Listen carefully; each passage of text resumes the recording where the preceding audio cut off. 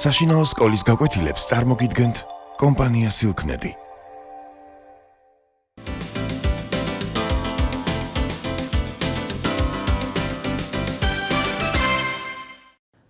მოგესალმებით. ახლა ჩვენ ვისაუბრებთ მარიტას შესახებ. მარიტა არის არაჩვეულებრივი პერსონაჟი გიორგი ლეონიძის ასევე შესანიშნავი მოთხრობისა მარიტა. გიორგი ლეონიძე უკვე ცნობილი პოეტი იყო, როდესაც პროზა დაწერა. ეს არის წიგნი ნატვრის ხე. მან მაშინვე მიიქცია ყურადღება მწერლებისა თუ მკითხველებისა.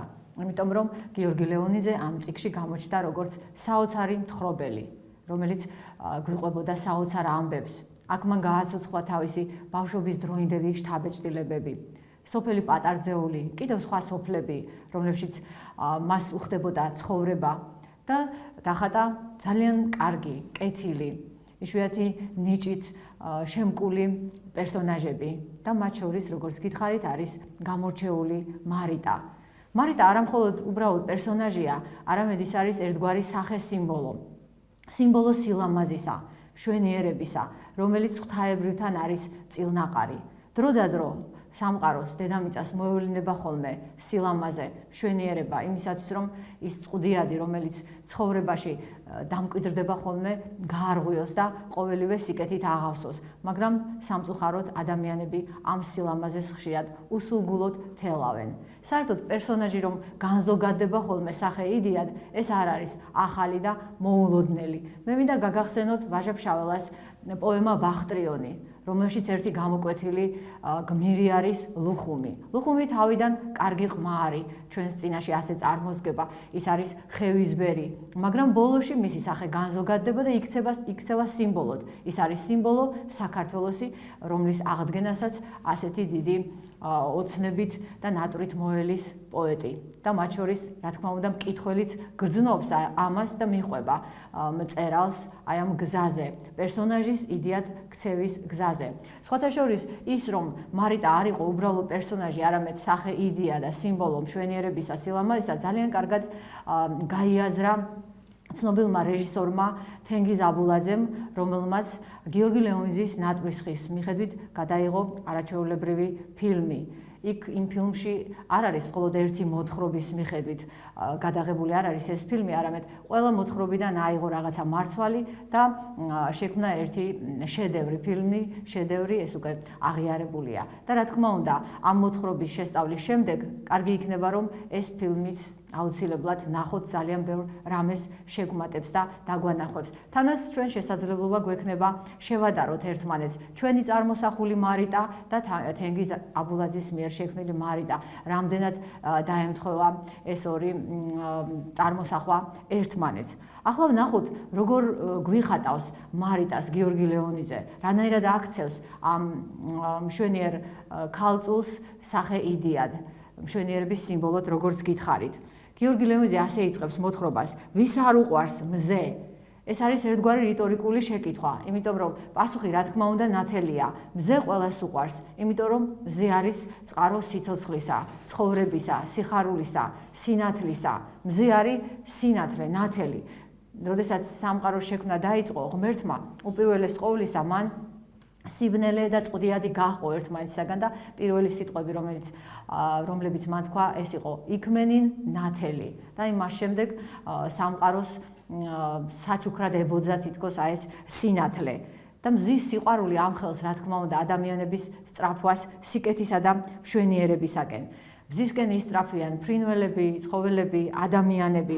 და როდესაც გიორგი ლეონიძე წარმოაჩენს ამ ყოველივეს, ის განსაკუთრებით დიდი სიყვარულით ხატავს ბროწეულის ყვავილს. აი ბროწეულის ყვავილი, თვითონ ბროწეული მას წარმოუდგება როგორც ყველაზე თვალსაჩინო სიმბოლო მზისა. სეფე-სანთელი ვითრობ რდღუიალებსო, წერს. სეფე-სანთელი არის დიდი გამორჩეული სანთელი. მიყვარს მისი გულის ავსებულობა, თითქოს მზე შეუწოვიაო. ესე იგი, მზესთან ერთად ის ახსენებს ბროწეულის ყვავილს. თითქოს ბროწეულის ყვავილი მზის სახება და ხატება არის. მზის ნაბადებია, მის კოკორში დაგუბებული სხივთა ნაგალობარიაო. საერთოდ ეს წიგნი გიორგი ლეონიდისა გამოირჩევა საოცარი ლექსიკით, აი მდიდარი ლექსიკით. აქ არაჩვეულებრივი ნეოლოგიზმებია, პოეტის მიერ შექმნილი ახალი სიტყვები.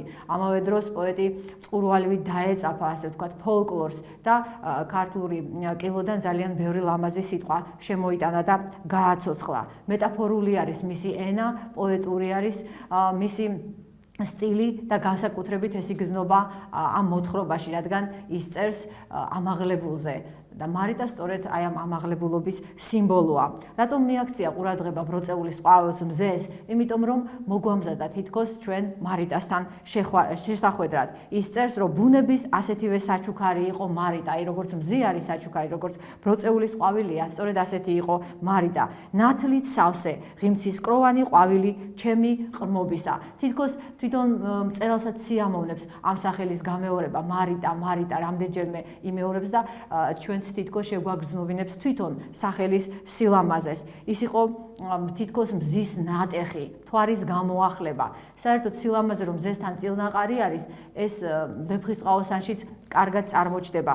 გახსოვთ ალბათ, როდესაც ტარიელს წერს ნესტანი წერილს ქაჯეთის ციხიდან, იქ ამ სიტყვებს ამობს, რომ შენ ახარ მზის ნაწილი და შენ აუცილებლად მზეს შეუერთდები და როდესაც ჩვენ ამ ქვეყანაზე აღარ ვიქნებით, აუცილებლად შევხვდებით იმ ქვეყანაში მზეში, ასე ვთქვათ, მზე იქნება ჩვენი მასპინძელი და მზე ამ შემთხვევაში არის როგორც სიმბოლო ღვთისა. ეს ტრადიციული ხატია, როგორც ვიცით. ამავე დროს გიორგი ლეონიძე მოიხმობს სხვა ცნობილ სახეებს იმისათვის, რომ მარიტას სილამაზე და მშვენიერება წარმოგვიჩინოს. ის ახსენებს ყინწვისის ღვთაებრივ ანგელოზს, ვისაც არ გინახავთ ყინწვისის ანგელოზი, უნდა ნახოთ, რომ დარწმუნდეთ, როგორი არის ღვთაებრივი სილამაზე. რა თქმა უნდა, ქართული კულტურა მდიდარი არის ფრესკების მრავალფეროვნებით, მაგრამ ყინწვისის ანგელოზი ყველასაგან გამოირჩევა. ის ყინწვისის ტაძრის კედელზე არის მოხატული ლურჯი ფერის სამოსიაცვია ანგელოზს და საოცრად მეტყველი სახი აქვს და საოცარ ზემოქმედებას ახდენს ნახველზე. სხვათა შორის ყინწვისის ანგელოზი შესადარებლად გამოიყენა დიდოსტატის მარჯვენაში კონსტანტინე გამსახურდიამაც, როდესაც შეეცადა, რომ ჩვენთვის წარმოეჩინა შორენას სილამაზე. აქვე გიორგი ლეონიძე ახსენებს არმაზელ ტურფა სერაფიტაც დამკვიდრდა ჩვენს ცნობიერებაში როგორც სილამაზის სიმბოლო. ვინ არის სერაფიტა? სერაფიტა იყო ახალგაზრდა ქალწული, რომელიც ახალგაზრდობაში გარდაიცვალა სამწუხაროდ და გათხრების დროს, არქეოლოგიური გათხრების დროს აღმოჩნდა ერთი საფლავის ქვა, საფლავის სტელა, რომელზეც იყო წარწერა ასეთი, რომ მე ვარ სერაფიტი ასული ზევახისა. და ეგ იყო მოკლედ მოთხრობილი მისი თავგადასავალი. ეს საფლავის სტელა აღმოჩნდა, რომ იყო ძალიან ძველი, ჩვენს წელს აღრიცხვამდე მეორე საუკუნისა. და იმას შემდეგ, აი ამ წარწერის წაკითხვის შემდეგ, სერაფიტა შემოვიდა, ასე ვთქვათ, ქართულ კულტურაში და ძალიან ბევრი მწერლის თუ პოეტის შთაგონების წყაროდ იქცა. და ხშირად მიმართავენ ხოლმე სერაფიტას პოეტები და მწერლები და აი ამ მოთხრობაშიც გამოჩნდა სერაფიტა როგორც სიმბოლო სილამაზისა და მარიტა როდესაც სურს რომ წარმოაჩინოს პოეტი, სწორედ სერაფიტას იხსენებს. ახლა რა თქმა უნდა, ერთია როგორია პოეტის დამოკიდებულება თავისი პერსონაჟის მიმართ, რომლის პროტოტიპი რეალურად არსებობდა, რა თქმა უნდა, ის მისი ბავშვობის მეგობარი იყო, როგორც წერს ლეონიძე, მაგრამ მისი დამოკიდებულება სუბიექტურია. ნახოთ, აბა როგორია ხალხის დამოკიდებულება მარიტას მიმართ. ისინიც ასე ლამაზად და მშვენივრად აღიქვამენ თუ არა მას. ხალხიც ასე აღიქვამდა მარიტას. მას უწოდებდნენ პირმეტყველს სამოთხეს. აი თითქოს სამოთხის განცდა ჰქონდა, როდესაც მარიტას უყურებდი. სოფელში ამბობდნენ, რომ მარიტა დადისო ცისარტყელასავით. აი ეს ესეთი ორიგინალური შედარებაა, რომ წარმოვიდგინოთ, როგორ შეიძლება ცისარტყელა იაროს. ხომ აი ცისარტყელასავით დადის, ესე იგი ძალიან ლამაზად დადიოდა, რაღაც სინათლეს აფქვევდა. არადა ის იყო ღარიბი ოჯახის შვილი და ორშაურიანი კაბა ეცვაო, როგორც აღნიშნავს მწერალი, მაგრამ არ ჰქონდა მნიშვნელობა რა ეცვა, იმიტომ რომ ის შინაგანად ანათებდა და ეს სინათლე და სილამაზე სწორედ მისი სულიერი სამყაროდან მოდიოდა. მის სანახავად სხვადასხვა სოფლებიდანაც კი მოდიოდნენ გლეხები, რათა დარწმუნებული იყვნენ, რომ შეიძლებოდა, რომ ცხოვრებაში ასეთი რამ ენახას, ასეთი სილამაზის ადამიანი. და აღსანიშნავი ის არის, რომ მარიტა არა მხოლოდ გარეგნობით გამოირჩეოდა, არამედ შინაგანი სიწმინდითაც. ის იყო მაღალი ზნეობის ადამიანი და როდესაც მის სიკეთეზე საუბრობს, მის სილამაზეზე, გიორგი ლეონიძე კიდევ ერთ პერსონაჟს იხსენებს, ზღაპრულ პერსონაჟს, ეთერს, რომელიც ღარიბი გლეხიშვილი იყო, მაგრამ როგორც გახსოვთ, უფლისწულ აბესალომს შეუყვარდა და ხალხმა შექმნა ლეგენდები და ზღაპრები ეთერზე, როგორც მზეთ უნახავ ქალზე. მარიტა, როგორც გითხარით, გამოირჩევა თავისი ზნეობრივი სიწმინდით და ამავე დროს გარკვეული ნიჭითაც არის ის ღვთისაგან დაჯილდოებული. მას შეეძლო ძალიან ლამაზად ქარგვა. გიორგი ლეონიძე კი ბავშვობიდანვე წერდა ლექსებს. თანაც მარიტა იყო დედამისის ნათლული. ასე რომ ისინი ბავშვობიდანვე დაუახლოვდნენ ერთმანეთს და სულიერ თანატოლებათაც გრძნობდნენ უფრო მეტად თავს, რადგან ორივე იყო ხელოვანი.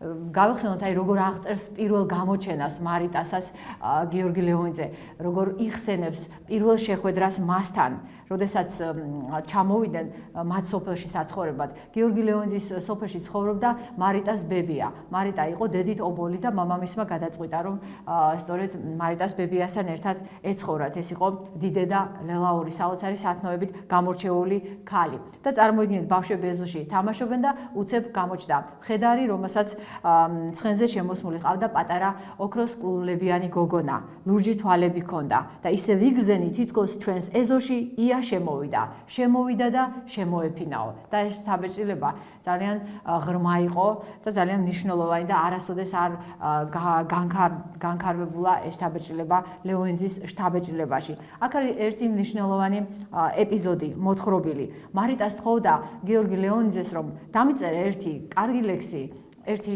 ლექსი, რომელსაც მე ჩემს ფარდაგზე ამოვქარგავო და ნახეთ როგორ წერს პოეტი. მაგრამ სად მქონდა ისეთი ლექსი, რომ ღირსი ყოფილიყო მარიტას გულისყურისა, თუ მისი თითების შრომისა. აი ესეთ ძალიან კარგად ავლენს პოეტის დამოკიდებულებას მარიტას მიმართ.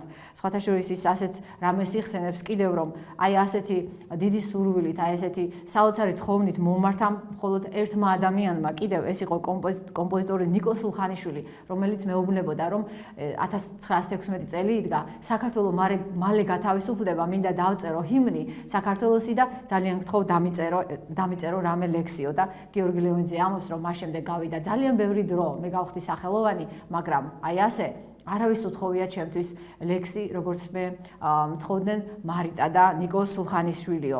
სამწუხაროდ, როგორც გითხარით, ხალხი ერთი მხრით კი აღიქვამდა მარიტას სილამაზეს, მაგრამ როგორც კი რაღაც გაუთვალისწინებელი მოხდა, რაღაც ისეთი ვითარება შეიქმნა, რომელშიც ხალხს უნდა გადაწყვეტილება მიეღო და სილამაზე ეს მშვენიერება გადაერჩინა, ხალხმა რატომღაც უკან დაიხია. მოთხრობაში ასეთი ამბავი არის მოთხრობილი. მარიტა შეუყვარდა ერთ სოფლელ ბიჭს, მეძროხეს გედიას და მნიშვნელოვანია, რომ ის გედია არის ნათელიძე, ესე იგი ისიც სინათლის მატარებელია და რა უნდა გადაღობებოდა ამ დიდ სიყვარულს წინ, სიყვარულს, რომელიც აუცილებელი არის სამყაროს მთლიანობისა და ჰარმონიისათვის. გურამ დოჩანაშვილი როგორც ამბობს, დედამიწას სიყვარული ატრიალებს. რა თქმა უნდა, ეს არის პავლე მოციქულის სიტყვების გამოძახილიც, რომ სიყვარულის გარეშე ადამიანი არარაობაა. ან კიდევ თვითონ უფლის ერთ-ერთი პირველი მოციქულის იოანეს სიტყვები, რომ გავიხსენოთ, ღმერთი სიყვარული არის.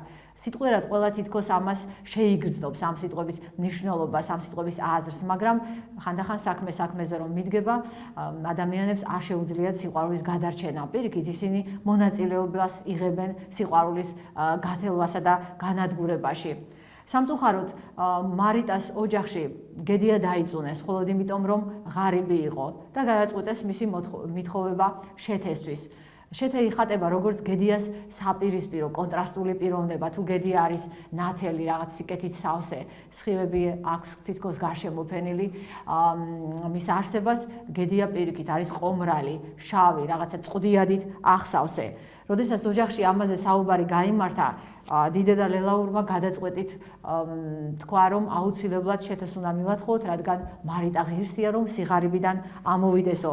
თუმცა მამამისი ჩაჩიკა რაღაცნაირად გრძნობდა თითქოს წინასწარ, რომ ეს არ იყო სწორი გადაწყვეტილება და ასე მიმართა ლელაურს. რად უნდა უსიყვარულო სიყვარული კალთაში ჩაეშლებაო, ოქროთი ვერ მოიგებ ბედნიერებას. სამწუხაროდ ასე გადაწყდა მარიტას ბედი, ის გააყოლეს შეთეს და დაიწყო მარიტას ცხოვრებაში ნისლიანი დღეები, როგორც აღნიშნავს პოეტი. შეთე, როგორც გითხარით, წყვდიათით იყო ახსავსე, მას ჰქონდა საშინელი პატივმოყვარეობის გრძნობა. ის ფიქრობდა, რომ მას ქონება აძლევდა უფლებას, რომ ყველასთვის ზემოდან გადაეხედა. ამიტომაც ის არავის არ უყვარდა სოფელში, თუმცა ყველას რიდი ჰქონდა, სწორედაც იმიტომ, რომ ის იყო მდიდარი.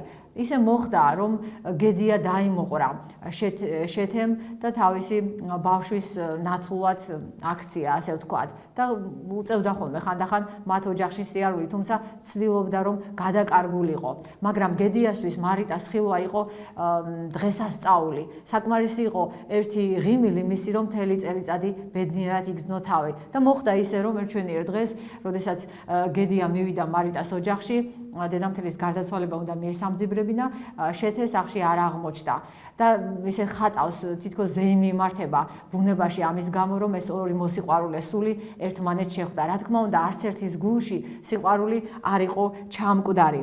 ნახეთ, როგორ წერს გიორგი ლეონიძე, გაუმარჯოს იმ ორ წვეთ თაფს, რომელიც დღეს ერთ სიტყვოდ შეერთდება კისკისებ და სიო, ლოყაწითელი მაისის იასამნის მიბნედილი სურნელი მხიარულობდა.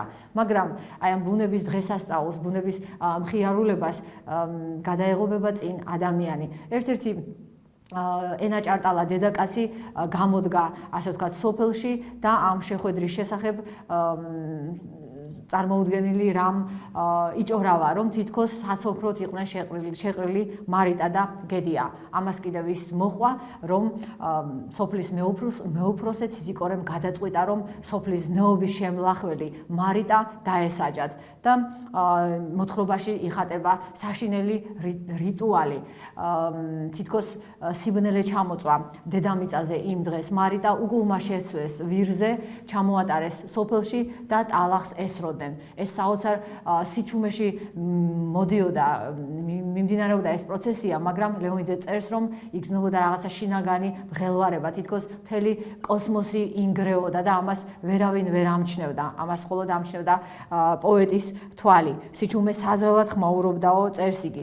და ის აღვიწერს, როგორ გადაიქცა ეს ხალხი ბრბოდ, რომელმაც უცებ თვალი დახუჭა, გონების თვალი თითქოს დაებინდა და ახვა ერთი ადამიანის სურვილსა და გადაწყვეტილებას და იმ ადამიანს კი თავი მართალი ეგონა. და როგორც გიორგი ლეონიძე წერს, ამ ბრბოს წინაშე უძლური იყო თვითღმერთი. ამ შემთხვევაში მარიტა არის თითქოს მიმსგავსებული მაცხოვარსაც. რა თვალსაზრისით, როგორც ვიცით, მაცხოვარის ჯვარს აცვეს ადამიანებმა, არადა იესო ქრისტე ხომ სწორედ მათი ცოდვების გამოსასყიდად მოვიდა ამ ქვეყანაზე. და ეს იესო ქრისტეს ჯვარცმა, როგორც ვიცით, იყო უდიდესი მსხვერპლი, რომელიც გაიღო მამა ღმერთმა ადამიანებისათვის და დროდადრო უფალი თითქოს აი ამგვარ მსხვერპლს სწირავს ადამიანებს იმისათვის, რომ მათ გონების თვალი აეხილოთ და გამოფხიზლდეთ. რადგან ადამიანები, როგორც გითხარით, ხშირად ანადგურებენ იმას, რაც არის მათი მასაზრდოებელი. იმიტომ რომ ეს მარიტას სილამაზე და მშვენიერება იყო ძალიან დიდი სიკეთე, რომელიც ადამიანებს უნერგავდა თავისუფლების წყურვილს. მარიტა აი ამ სამარცხვინო რიტუალის შემდეგ ძალიან ჩქარა გარდაიცვალა და მწერალი საოცრად აღწერს მის დასაფლავებას, როგორ შეიცვალა უცებ ეს ბრბოდა, ისევ ხალხად გადაიქცა, როგორ დასტიროდნენ აი ამ სილამაზეს, რომელიც თვითონვე გასწირეს და თითქოს გრძნობდნენ ძალიან დიდ დანაშაულს და აღარც კი ახსოვდათ, რომ ეს მათი ჩადენილი იყო. ისინი მიწის მიყრასაც კი ვერ ბედავდნენ. მაგრამ ისევ ციციკორემ მიაყარა პირველად მიწა და შემდეგ იგრიალა, ასე ვთქვათ, მიწამ და მარიტა დააკრძალეს. თუმცა მთელ სამყაროს თითქოს ცხვენოდაო იმისა, რაც ხდებოდა. და როგორ აღწერს, ნახეთ, მარიტას გადასვლას მიღმა სამყაროში მწერალი. იქ ღვთისმშობელი დახვდა მიუალესა და უთხრა, რომ დაჯექი შვილო, შორიდან მომავალი ხარ დაისვენეო. იესო ქრისტემ კი ხელმანდილი აიღო, შუბლზე მოუსვა, უნდოდა გაეცოცხლებინა, მაგრამ ისეთი ლამაზი იყო, მიწაზე დასაბრუნებლად ვერ გაიმეტაო. უნდოდა რომ სულ გვერდით ყოლოდა და ის ვარსკვლავად აქციაო. და მართლაც ჩვენ რომ ავიხედავთ ცაზე, ერთ-ერთ ვარსკვლავად შეიძლება შევიცნოთ სწორედ მარიტა. საგულისხმო ის არის, რომ მწერალი რა თქმა უნდა აგვიწერს აქ მარიტას ფიზიკურ გარდაცვალებას, მაგრამ ის რადგან არის სახე იდეა და სიმბოლო მშვენიერებისა, ის აუცილებლად უნდა გადარჩეს. გადის ძალიან დიდი ხანი, ყველაფერს მიივიწყებს სოფელი, მაგრამ ერთ ჩვენიერ დღეს გიორგი ლეონიძე, როდესაც გაივლის მარიტას ნასახლარზე, იქ ყველაფერი განადგურებულია, ყველაფერი წაშლილია, მაგრამ საოცრად არის აღმოცენებული და გაზრდილი ბროწეულის ხე. ძველი კერის ადგილზე თავისით ბროწეული ამოვარვარებულიყო. ეს იმას ნიშნავს, რომ ბოროტება სილამაზეს მაინც ვერ მოსპობს. ის მხოლოდ უბრალოდ ხანმოკლე დროით ანადგურებს მას და მისი განადგურებით, რა თქმა უნდა, თავსაც იღუპავს და მოთხრობა მთავრდება არაჩვეულებრივი, ღრმააზროვანი სტრიქონებით. მართლაც, საიდან მოდის სილამაზე? ან სად მიდის, სად იკარგება, თუ დროებით მიეფარება, ვინ იცის და მკითხველს რა თქმა უნდა უჩნდება განცდა, რომ სილამაზე მხოლოდ დროებით მიეფარება და ის აუცილებლად გამოჩნდება რომელიმე მარიტას სახით. თავარია რომ ჩვენ შევიცნოთ ის, გავუფრთხილდეთ ისევ და ისევ ჩვენი სიკეთისა და თავისუფლებისათვის. გმადლობთ ყურადღებისათვის.